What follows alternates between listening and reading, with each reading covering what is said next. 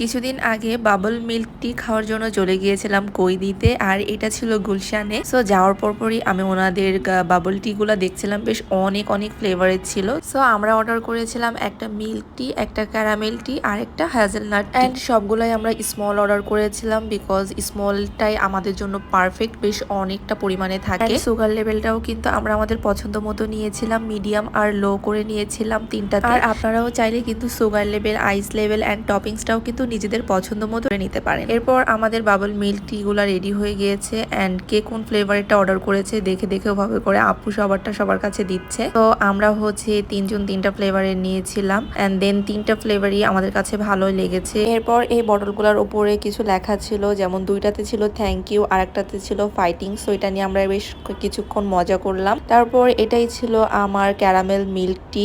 So আমি ক্যারামেলটাই একটু পছন্দ করি, এই জন্য ওইটাই নিয়েছিলাম। তারপর ভাইয়া আর আপুর ভালোবাসা দেখছিলাম যে তারা দুজন দুজনকে ছবি তুলে দিচ্ছে। আর সেদিন আপু আর ভাইয়ার সাথে আমাদের বেশ অনেকদিন পরই দেখা হয়, আর দেখা হওয়ার পরপরই আমরা প্ল্যান করে চলে যাই এই বোবা টি খাওয়ার জন্য।